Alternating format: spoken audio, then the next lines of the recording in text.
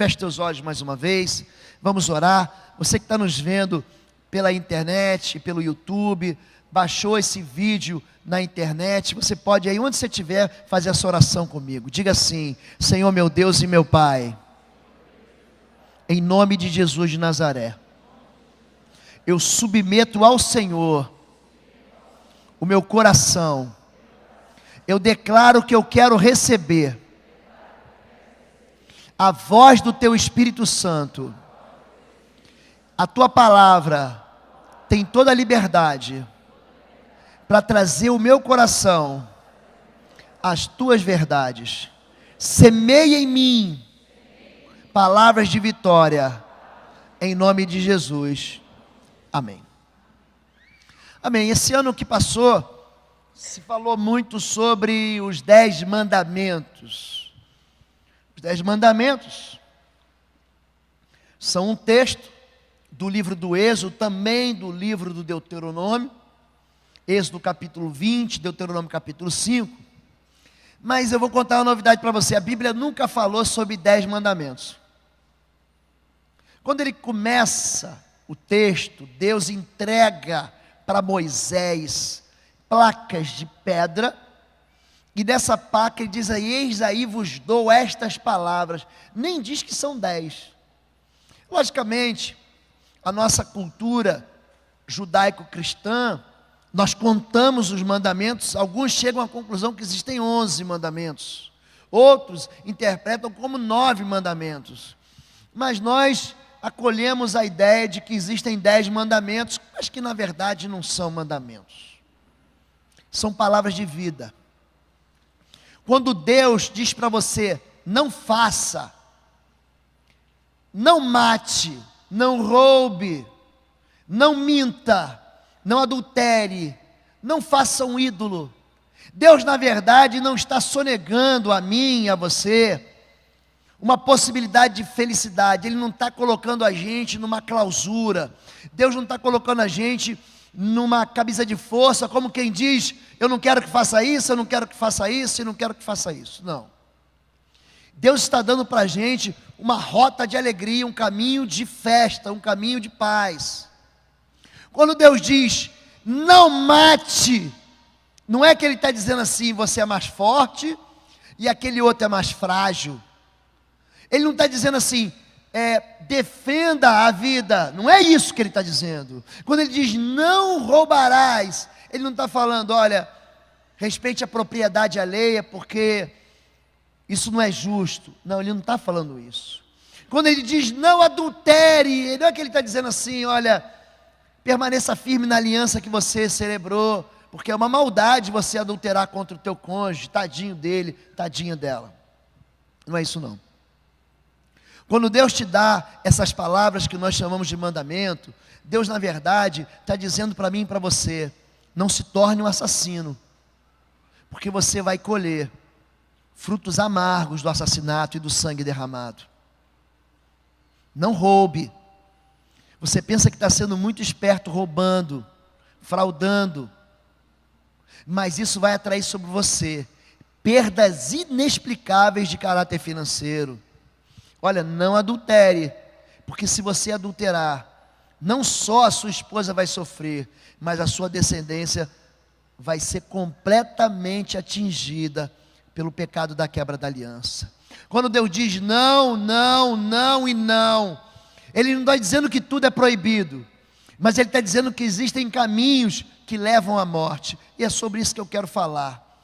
Você tem um inimigo que ele quer que você desobedeça, e para que você tenha vitória sobre ele, você tem que aprender que esses mandamentos, essas palavras, elas vão trazer sobre a sua vida, cada vez que você obedece a elas, vitória sobre as trevas. Amém? Vamos lá? Gente, o mandamento salva. O mandamento, quando você lê o mandamento, a Bíblia é cheia de mandamentos. Há quem tenha feito a conta e diz que no Antigo Testamento são milhares de mandamentos. Mas a pergunta que as pessoas fazem é: Jesus, Qual o maior dos mandamentos? Existe um mandamento assim, que define por prioridade, qual o maior deles? Mestre, qual é o maior mandamento da lei? Respondeu Jesus: ame o Senhor, o seu Deus, de todo o seu coração, de toda a sua alma e de todo o seu entendimento. Esse é o primeiro e maior mandamento. E o segundo é semelhante a ele: ame o seu próximo como a si mesmo, pois destes dois mandamentos depende toda a lei e os profetas. Mateus 22. Jesus aqui está pronto para fazer um discurso aos fariseus, e alguém está tentando ele, como quem diz assim: mestre, quem é aquele que faz o bem? Jesus conta a história de um homem que vai de Jerusalém para Jericó, é assaltado, ele é jogado à beira do caminho, e passa um discípulo levita, e passa um sacerdote, e nenhum dos dois ajuda. Então Jesus escandaliza a história, e pega um samaritano. O samaritano é um pagão, é um ocultista, e esse samaritano então pega aquele homem que está quase morto, que foi assaltado, que foi vítima de uma tragédia, coloca então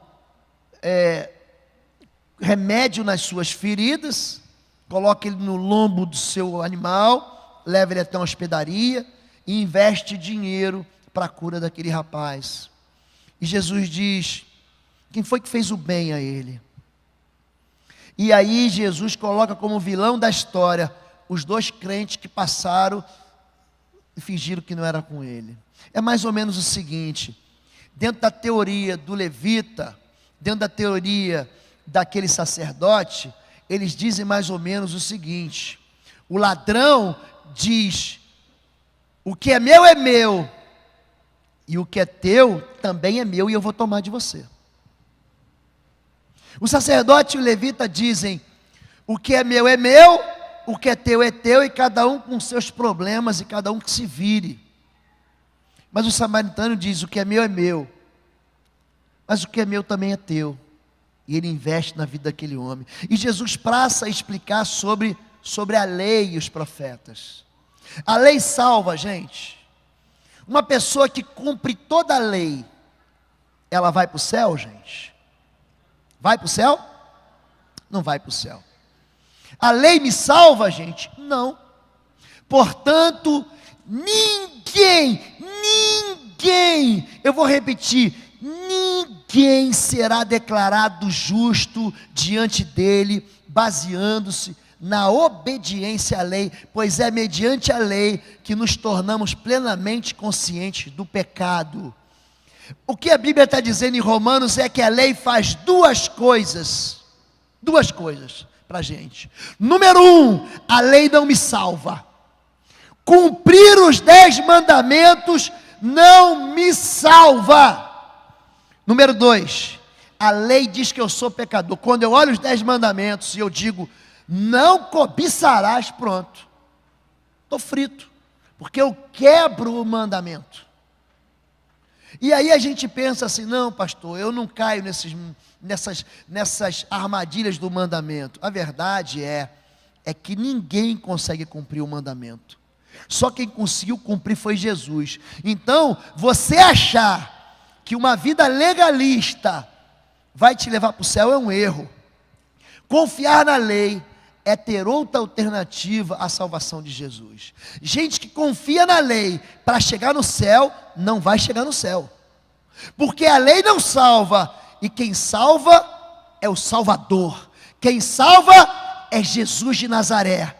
Quem salva é aquele que ressuscitou dos mortos. Quem salva é aquele que dá vida nova. Quem salva é aquele que purifica a vida do homem. Quem salva é Jesus. Amém até aqui, gente? Pastor, então para que eu preciso da lei?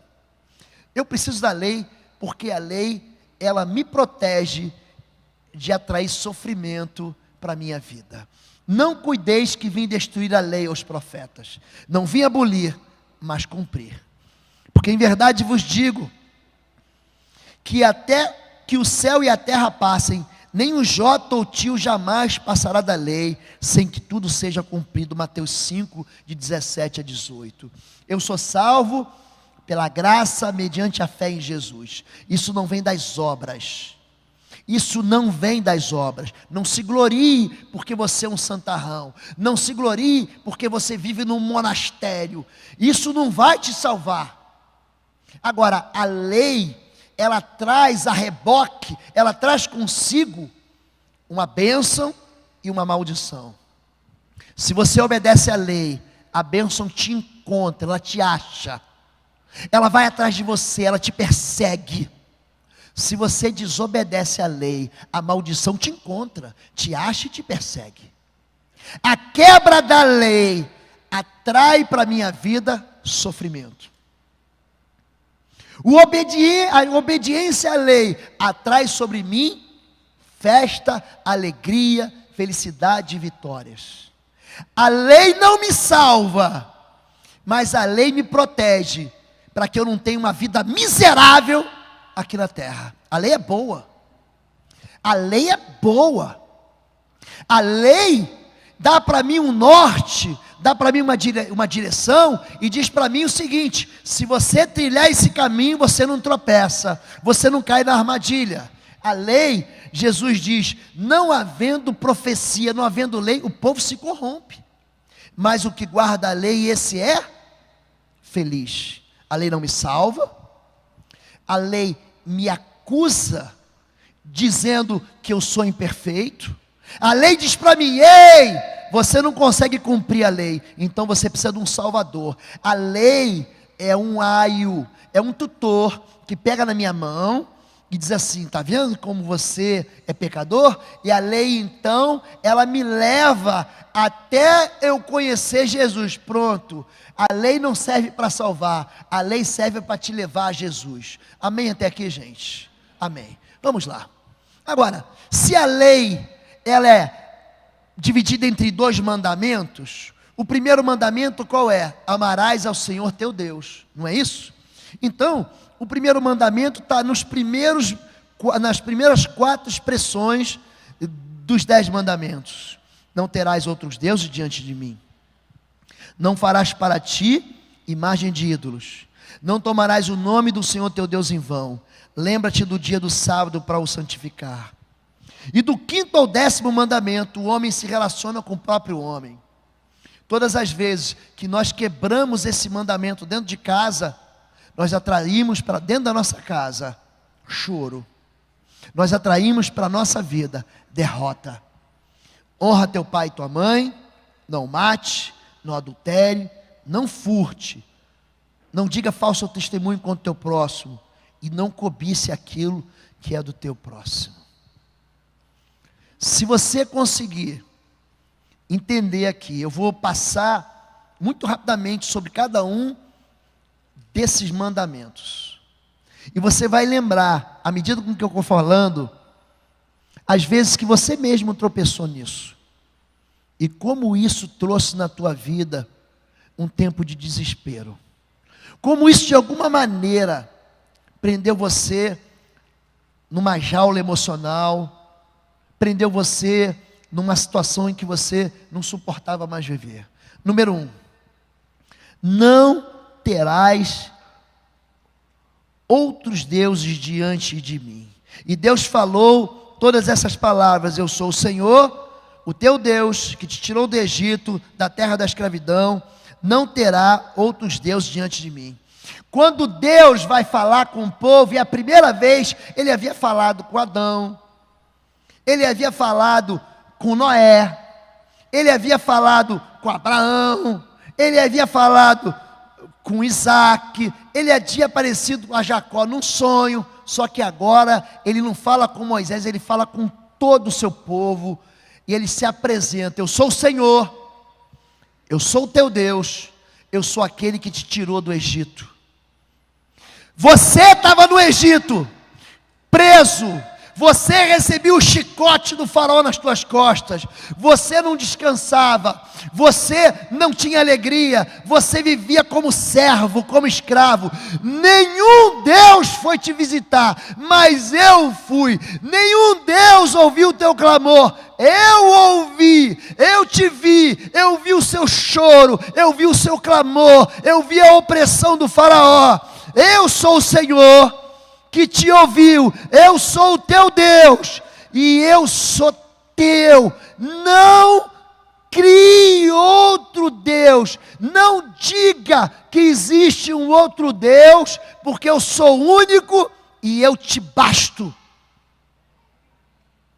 Algumas pessoas criam deuses na sua cabeça, algumas pessoas pedem socorro, achando que é muito bom, inclusive, você ter um plano de saúde. Mas existe enfermidade que toca a tua vida, que não tem plano de saúde que vai resolver. Tem gente que coloca a confiança no Deus Mamon, que é no dinheiro. Se eu tiver dinheiro, eu resolvo. Tem gente que coloca a confiança nas autoridades constituídas. Deus está dizendo o seguinte: não confie em mais ninguém. Não construa para você nenhum outro Deus além de mim. Eu sou o Senhor. Eu sou aquele que é bom para você. Eu escuto você. Eu respondo às tuas orações. Eu visito você quando você está nos seus becos sem saídas.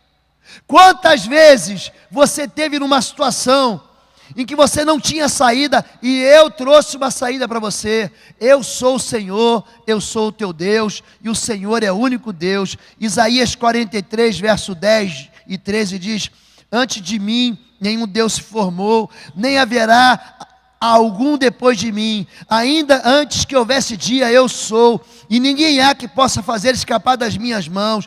Agindo eu, quem impedirá? Eu sou o único Deus, eu te basto. Jeremias, gente, ele conta para a gente uma história de decepção de Deus, e ele diz: alguma nação já trocou os seus deuses? Eles nem sequer são deuses, mas o meu povo me trocou a sua glória por deuses inúteis. Espantem-se diante disso. Olha a frustração de Deus. Espantem-se diante disso, ó céus. Fiquem horrorizados e abismados, diz o Senhor. O meu povo cometeu 2 crimes. Eles me abandonaram a mim, fonte de água viva, e cavaram suas próprias cisternas, cisternas rachadas que não retêm água.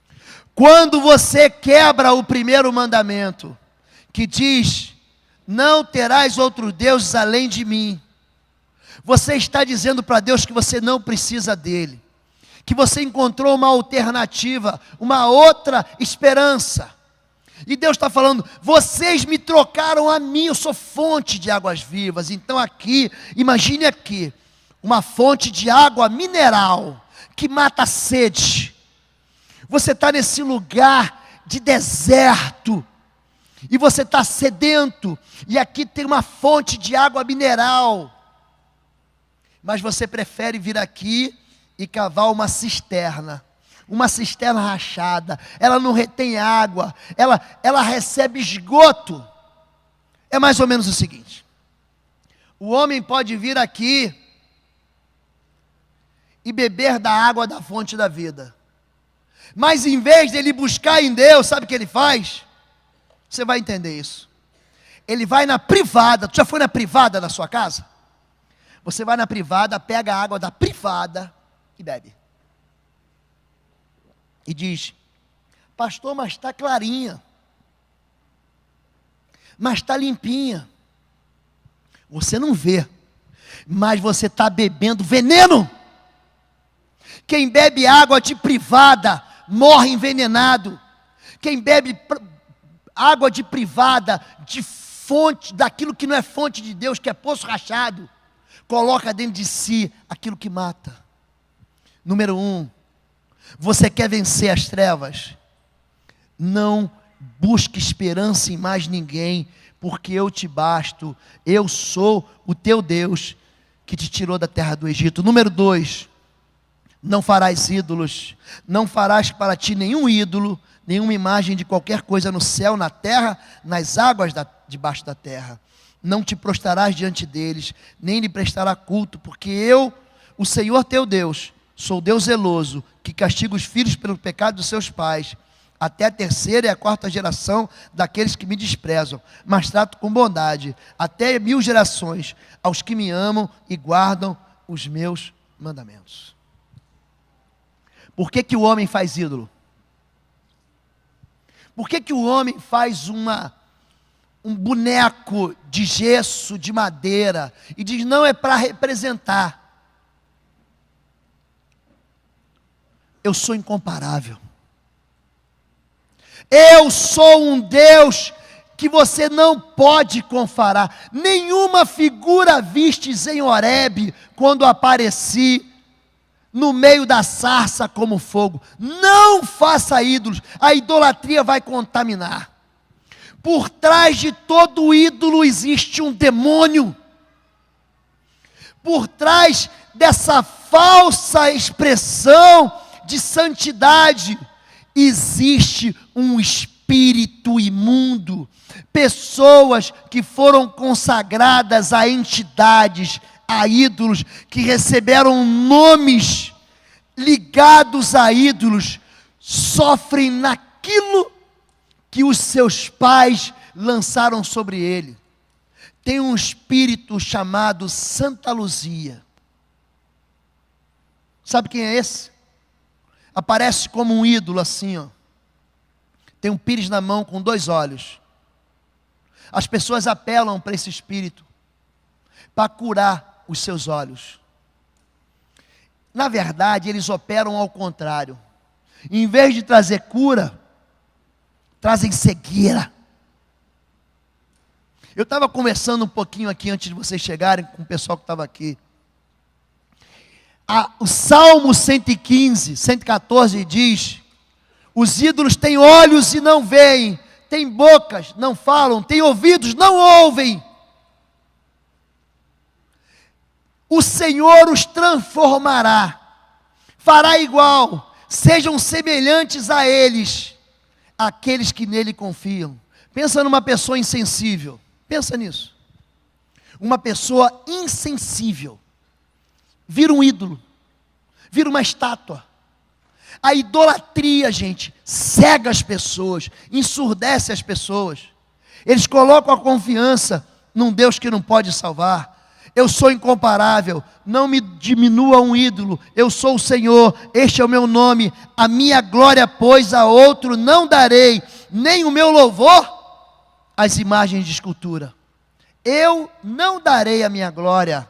Ignorantes são aqueles que conduzem em procissão as suas imagens de escultura, feitas de madeira, oram a deuses que não podem salvar. Quem faz um ídolo, ele pega o ídolo, tira daqui, coloca aqui, coloca no carro, pendura no pescoço, coloca na carteira, ele manipula. Ele quer manipular o ídolo em favor dele, mas isso atrai a presença de demônios. Por isso, meus amados irmãos, fujam da idolatria. Portanto, o que estou querendo dizer? Será que o sacrifício oferecido a um ídolo é alguma coisa? Ou o ídolo é alguma coisa? Não! Quero dizer que o que os pagãos sacrificam é oferecido aos demônios e não a Deus. E não quero que vocês tenham comunhão com os demônios. Sabe quem escreve isso? São Paulo. Você acredita em São Paulo? Você acredita no santo? É ele que está dizendo. Não faça ídolos de santo, porque isso vai atrair sobre a sua vida a morte, a enfermidade. Os demônios só trazem miséria na vida das pessoas. Por isso, não construam ídolos. Eles causam contaminação. Vocês queimarão as suas imagens. Não cobissem a prata e o ouro de que são revestidas. Isso lhes seria uma armadilha. Para o Senhor, o seu Deus, isso é detestável. Não levem coisa alguma que seria detestável para dentro de casa, senão vocês também serão separados para destruição. Considerem-na proibida e detestem-na totalmente, pois está separada para destruição. Eu vou baixar meu tom de voz. Vou falar com todo amor para você que está em casa. Consulte as Escrituras. O Jesus que você crê é um Jesus que fala sobre as Escrituras. É aquele que é chamado de verbo da vida. Você precisa de Jesus. Aquilo que o ídolo pode fazer por você, na verdade, é um engano. Há um só mediador entre Deus e os homens, Jesus Cristo, o homem. Se conserte com o Senhor. Abandone toda a esperança que você tem colocado, depositado naquilo que não é Deus. E confie no Deus que você não pode ver. Amém, gente? Número 3. O que Deus diz para mim, para que eu me proteja? Não tomarás o nome de Deus em vão. Gente, esse é um dos pecados que mais atinge o arraial dos evangélicos. Esse aqui: não tomarás em vão o nome do Senhor teu Deus, pois o Senhor não deixará impune quem tomar o seu nome em vão. Meu nome é maravilhoso. Meu nome é Conselheiro, Pai da Eternidade, Príncipe da Paz. O meu nome é sobre todo nome. Não confundirás responsabilidades. Foi da vontade de Deus. Sujeito, dorme tarde, levanta tarde, chega atrasado e diz: foi Deus que quis. Foi da vontade de Deus. Joga nas costas largas de Deus aquilo que é responsabilidade dele. Não tenho culpa. Deus me fez assim pecador. Não, você pecou porque você quis. Eu tentei estudar, mas Deus não quis que eu passasse. Já viu isso, gente? Se Deus quiser, eu cumprirei o prometido. Minha irmã, você me empresta R$100? Me empresta? Se Deus quiser, ano que vem, quando eu voltar, eu te pago. Que é isso, gente? A irmã me empresta 50? Deus lhe pague. Mas o que Deus tem a ver com isso? É você dizer para Deus, ou colocar nas costas de Deus, uma responsabilidade que é sua. Isso é tomar o nome de Deus em vão. Por que Deus matou a fulana de tal? Vocês já ouviram isso? Deus não quer a morte de ninguém. Deus quer que você se converta e viva. Lembro que quando Lady Di morreu, a princesa Diane morreu, alguém me ligou e perguntou: Lô, por que Deus matou a princesa Diane? Eu falei: opa! Deus não bebe cachaça, Deus não bebe uísque. A moça está lá com o namorado, o motorista bebeu 1 litro de uísque, andou a 200 por hora, chovendo, à noite, faz uma barbeiragem para fugir dos paparazzi, bate, morre. O que Deus tem a ver com isso? Você fuma, ganha um efizema pulmonar, você vai perguntar e vai dizer que foi Deus? Você bebe, e ganha uma cirrose hepática, você vai dizer que foi Deus? Você tomar o nome de Deus em vão, querido. Tem muita gente dizendo que foi Deus que fez, quando na verdade quem fez foi você mesmo. Foi você mesmo que fez. Só que é mais fácil você botar a culpa nos outros. Eu juro por Deus, pastor, eu quero aqui dar uma garantia que eu não fiz isso. Eu juro por Deus. Vocês lembram disso? Lembram disso, gente? Eu juro pela minha mãe mortinha, de cabelo arrepiado, debaixo de um trem. Vocês lembram disso? Juro. Eu juro que eu vou te amar, olha, eu te juro que eu vou te amar até o fim da minha vida. Você jura, querido? Vou botar a aliança no dedo. Você jura? Juro! O que é quebrar o 3º mandamento? É você usar o nome de Deus como garantia das suas frases e intenções. Seja o vosso falar sim, sim, não, não. Não jureis nem pelo céu, nem pela terra, Gente, não use o nome de Deus para que as pessoas acreditem em você. Não usarás o nome de Deus para justificar as suas vontades. A irmã está namorando, ou quer namorar o rapaz. Ninguém está abençoando, mas ela diz: ah não, senti de Deus, que é o cara. Sabe qual é o nome disso, gente? Carteirada gospel. Pastor, foi Deus que me mandou. Deus me mandou embora. Deus me disse que você não é a pessoa certa. Uma vez, estou falando que isso foi verdade, gente. Isso não é piada. O rapaz entrou no gabinete e falou: pastor, Deus me disse que eu devo me separar da minha esposa. Ele estava de olho na outra já. Eu falei: isso é impossível, Deus odeia o divórcio. Não, eu pedi uma direção de Deus, Ele me deu. Em Curitiba tem uma avenida que tem assim uns 10, 15, não sei como é que vocês chamam, semáforo, sinal, sinaleiro. E aí, dependendo da velocidade que você pega, por exemplo, 60 por hora, você pega um sinal aberto, todos eles ficam abertos. Todos eles. Você vai a 60, existe uma engenharia de tráfego que funciona bem assim. Então ele falou: Deus, vou provar aqui o Senhor. Se eu passar lá na avenida tal, e todos os sinais estiverem verde, o Senhor está me dando sinal verde para eu separar da minha mulher. Olha que... O Espírito Santo me falou que esse é o passo certo para o ministério. Já ouviu isso, gente? O Espírito Santo está... Não porás palavras na boca de Deus. É isso que diz: não tomarás o nome de Deus em vão. O Senhor me revelou que eu devo sair da igreja. Eu sinto de Deus que devo te deixar e amar outra pessoa. Gente, isso desprotege você. Isso desprotege você. Está pensando que isso vai trazer para você alegria? Não vai não. Número 4, guardarás o sábado. Lembra do dia de sábado para santificá-lo. Trabalharás 6 dias, e neles farás todos os teus trabalhos. Mas o 7º dia é o sábado dedicado ao Senhor teu Deus. Nesse dia não farás trabalho algum, nem tu, nem teus filhos ou filhas, nem teus servos ou servas, nem teus animais, nem os estrangeiros que morarem em tuas cidades.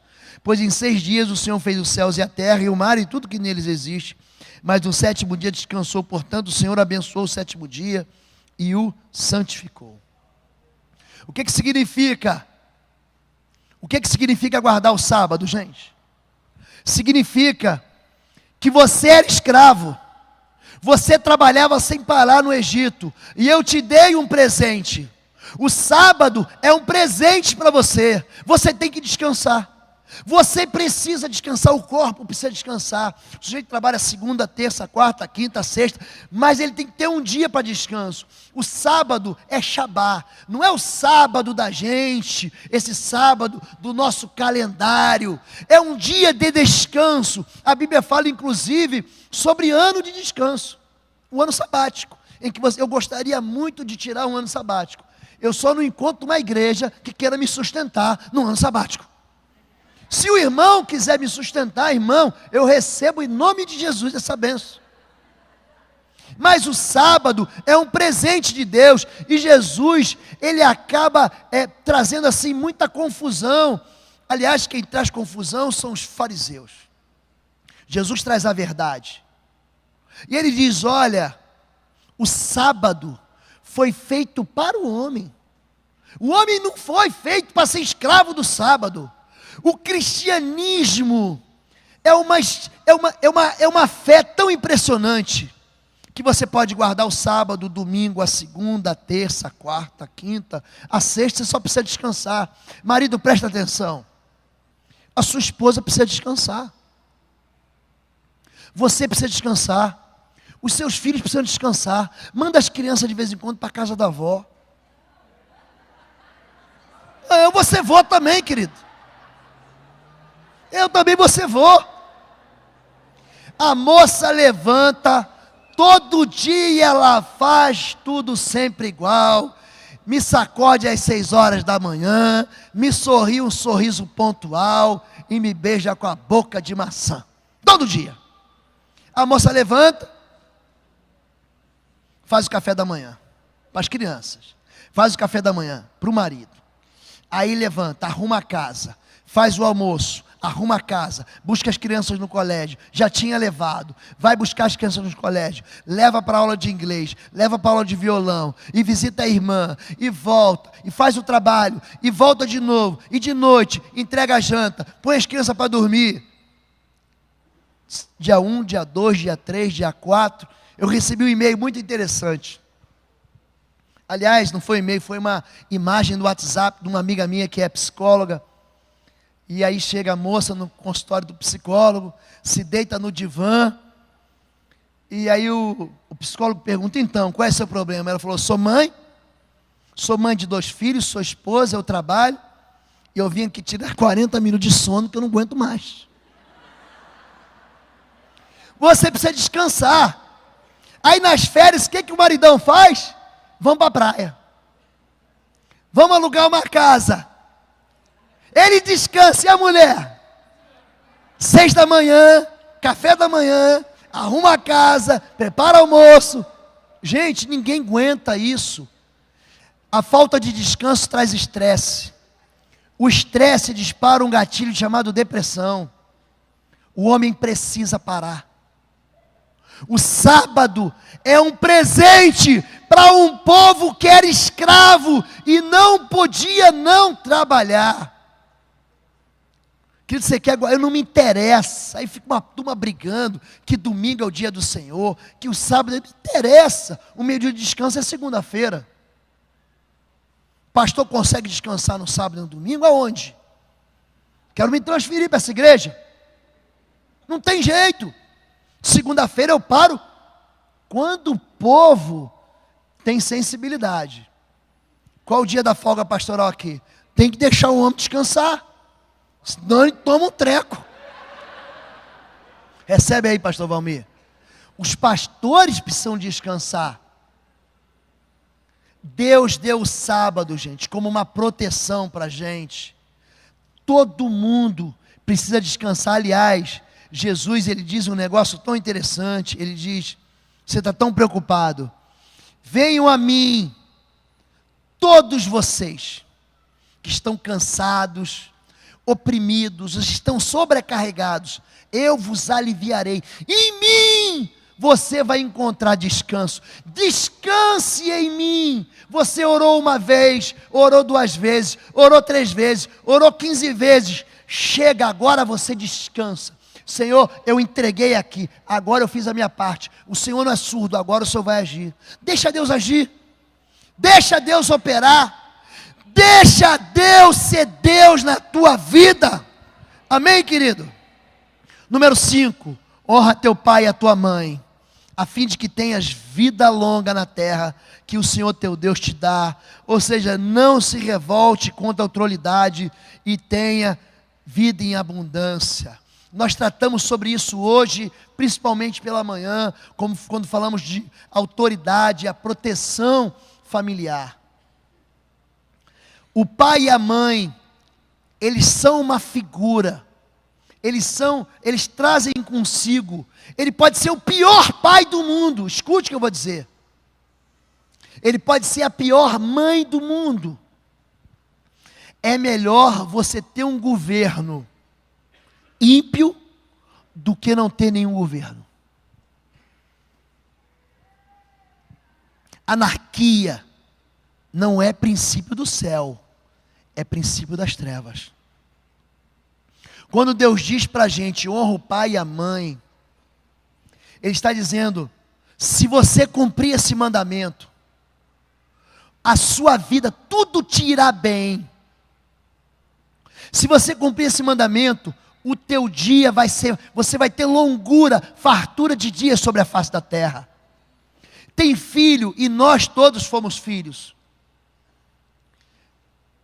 que saiu da vida do pai, que achou que tinha razão, e nunca voltou para pegar a bênção do pai. Filhos que saem sem bênção, acabam no cativeiro. Pergunta para o filho pródigo, pai, me dá a parte da minha herança que eu vou embora. Ele saiu riquíssimo, E terminou aonde, gente? Fracassado, querendo comer comida de porco no chiqueiro. Filho pródigo.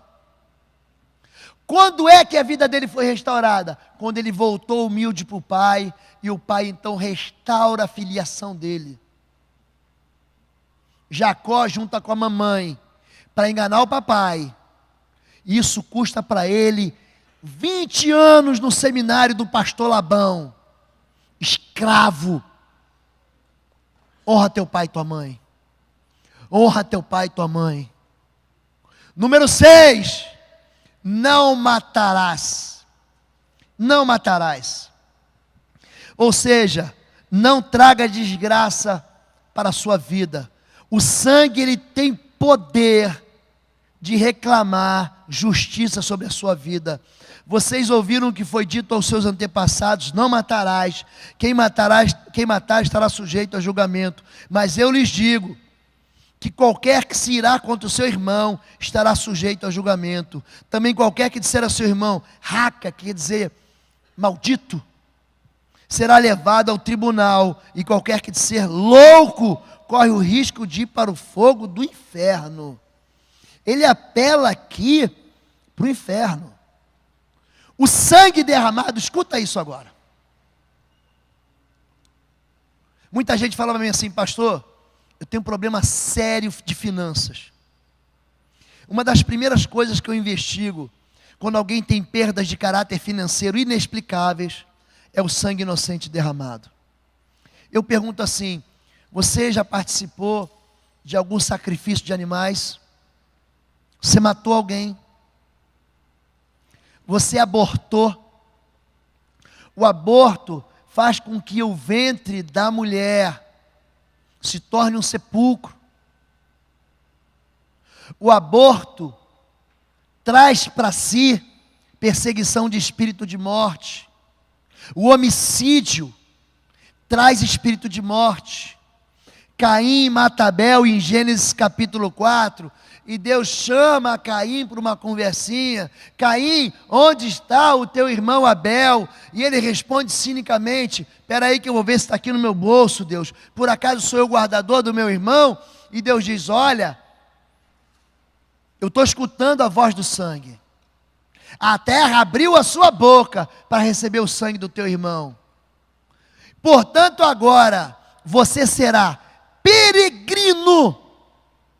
Essa expressão é bíblica, não é o pastor que está colocando. Vagabundo. Quando você semear a terra não dará sua força, e todo aquele que te encontrar vai querer te matar. Acidentes inexplicáveis, perseguições de morte, vem depois de um sangue derramado. O sangue, gente, profana a terra, e a terra clama na sua grita por justiça daquele que derramou.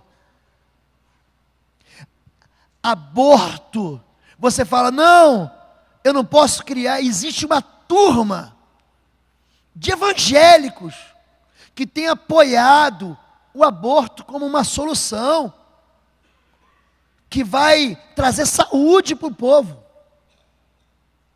Querido,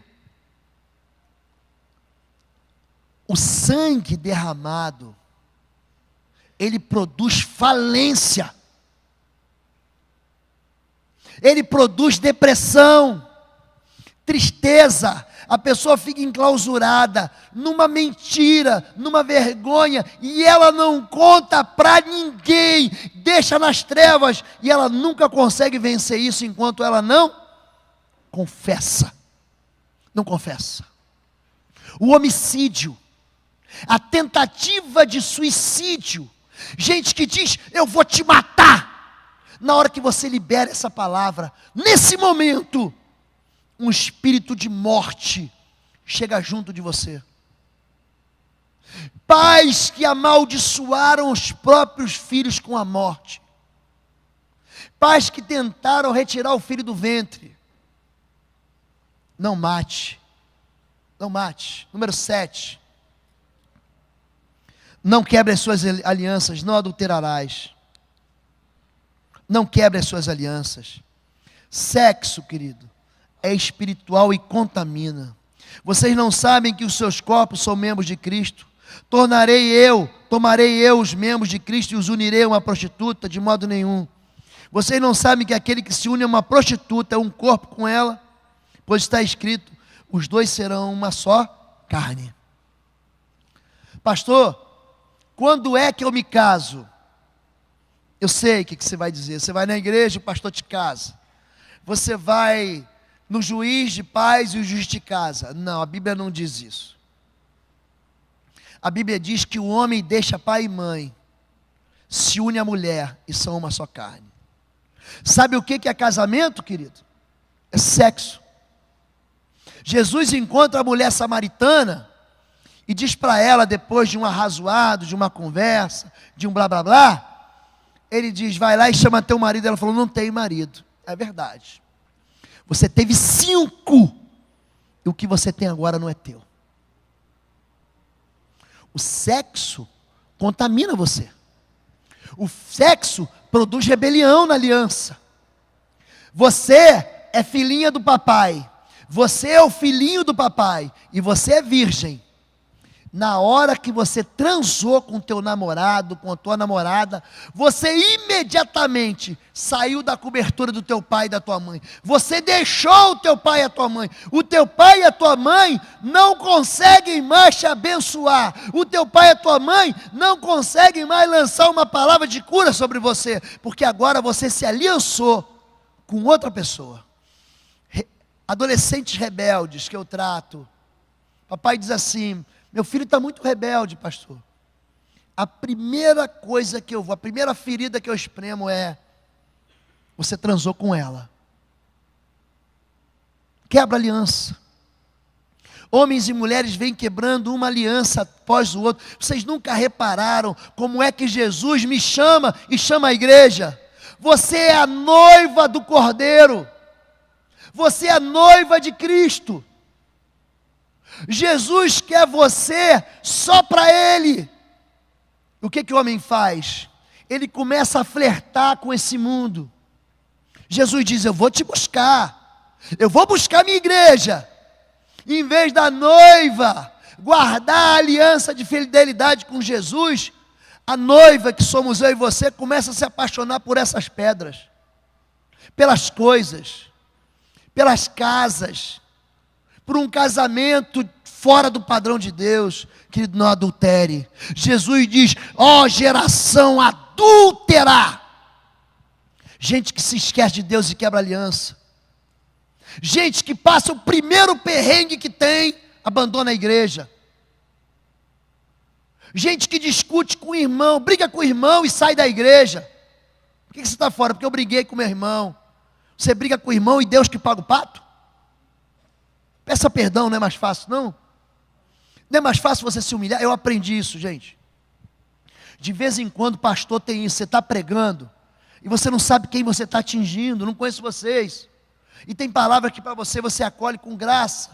E tem palavra que você acolhe como uma pancada que vem em você. Poxa, pastor, doeu. Mas eu não quero te machucar. Eu quero te curar.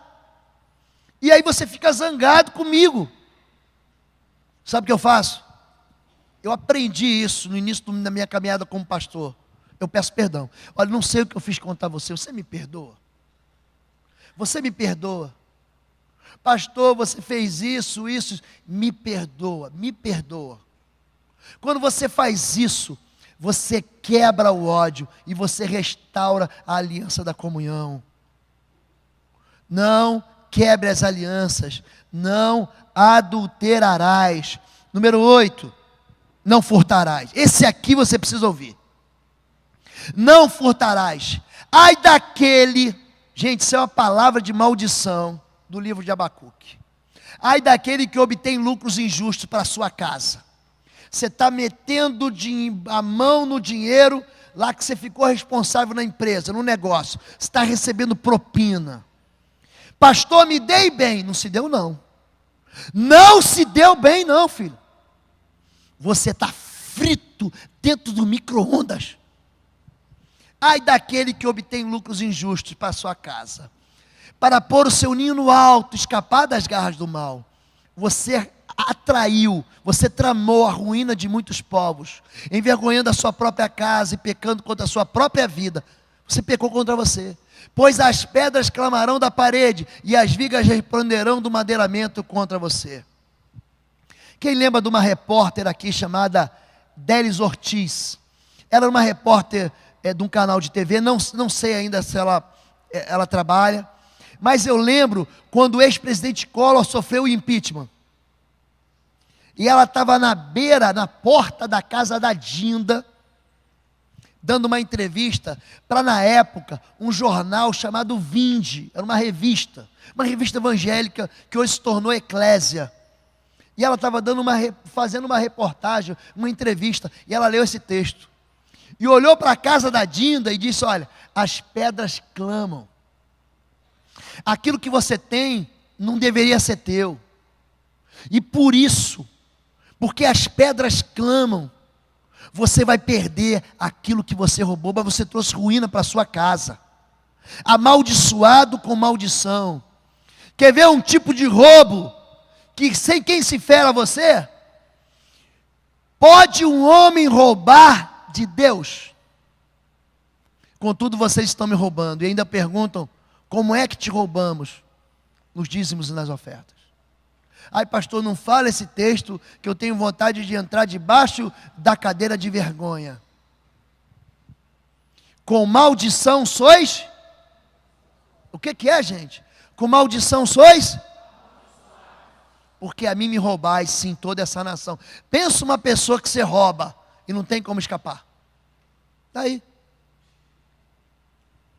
Atraindo mais maldição. Então ele me disse: nele está escrita a maldição que está sendo derramada sobre toda a terra, porque tanto o ladrão como o que jura falsamente serão expulsos, conforme essa maldição. Assim declara o Senhor dos Exércitos: eu lancei essa maldição para que ela entre na casa do ladrão e na casa do que jura falsamente pelo meu nome. Ela ficará em sua casa e destruirá tanto as vigas como os tijolos. Ou seja, não construirá sua vida às custas daquilo que você não pode ter. Roubo, olha para mim, furto, não traz benefício não. Quando Deus diz não roube, Ele não está acabando com o prazer, Ele está te protegendo, está protegendo a sua família, está protegendo o seu futuro. 9, e penúltimo, eu lembrei de uma piada aqui agora. Posso contar uma piada para vocês? Diz que Deus chegou para o povo árabe e perguntou o seguinte: eu posso te dar um mandamento? E o árabe perguntou: qual? Ele disse: não adulterarás. Ah, não, você vai acabar com o nosso happy hour na sexta-feira. E Deus foi embora. Aí foi para o povo turco e perguntou: eu posso te dar um mandamento? E o povo turco perguntou: qual? Não furtarás. Ah, você vai acabar com o nosso comércio exterior. E perguntou então para o povo iraquiano: eu posso te dar um mandamento? Ele disse: qual? Não mentirás. Você vai acabar com as nossas reuniões de fofoca. E foi perguntando para os povos, até que chegou o povo judeu. E Deus perguntou para o povo judeu: eu posso te dar um mandamento? E o judeu perguntou: quanto custa? Ele disse: é de graça, então manda 10. E daí nós recebemos 10 mandamentos. Número 9. Não darás falso testemunho contra o teu próximo, mas eu lhes digo que no dia do juízo os homens haverão de dar conta de toda palavra inútil que tiverem falado, pois por suas palavras você será absolvido e por suas palavras você será condenado. Cuidado com a fofoca. Não mentirás. Não dirás meia-verdades, não acrescentarás nada à verdade, não retirarás nada da verdade, não destruirás o teu próximo com tuas palavras, não envenenarás o teu próximo por ciúme ou ódio, não dirás ter visto o que você não viu, não levante falso testemunho. E número 10, e último, controle seus desejos. Não cobiçará a casa do teu próximo, não cobiçarás a mulher do teu próximo, nem seus servos ou servas, nem seu boi ou jumento, nem coisa alguma que lhe pertença. Ou seja, não cobiçar é não invejarás, não viverás em função do que não tens, não desprezarás o que tens, não te colocarás na condição de injustiçado, não desdenharás os méritos alheios, não viverás para fazer teu o que é do teu próximo, mas do teu próximo o que é teu. Você quer vencer as trevas, querido? Não tropece, não quebre o mandamento, não quebre a lei. Não é que a lei vai te levar para o céu, é que a lei vai fazer com que o céu venha para a sua casa. Ela vai fazer com que o reino de Deus se apodere da tua história. Vai fazer com que Jesus faça parte, não só daquele calendário do ano de 2016, mas de toda a tua vida. Amém? Vamos ficar em pé. Ministério de louvor. Ministério de louvor. Feche teus olhos. Feche teus olhos que nós vamos orar. Feche teus olhos. E eu vou fazer alguns desafios para a igreja aqui agora. Você ouviu que a vontade de Deus é que você seja feliz. Você ouviu que a infelicidade vem quando nós tomamos decisões e caminhos longe dos propósitos de Deus. Você tem um inimigo que quer que você desobedeça. O diabo não quer que você obedeça a ele. Ele quer que você desobedeça a Deus. Porque se você desobedecer a Deus, ele faz da tua vida uma desgraça. Talvez você não tenha aprendido em casa. Você nasceu numa família em que teus pais não te deram o conhecimento da verdade. Mas se hoje você quer pedir perdão para Deus, isso é um lugar de cura mesmo. Se você quer pedir perdão para Deus, porque você quebrou a lei. Pastor, mas eu não sabia. Eu não conhecia isso. Então você vai dizer para Deus que você não conhecia, mas que você transgrediu. E quando você transgrediu, isso atraiu como um imã para a sua vida sofrimento que você não quer mais na tua vida. Então nós vamos orar juntos aqui, confessando os nossos desvios, clamando pelo sangue e encontrando perdão para os nossos pecados. Você quer fazer isso? Se você quer fazer isso, você vai sair do seu lugar e vai vir aqui.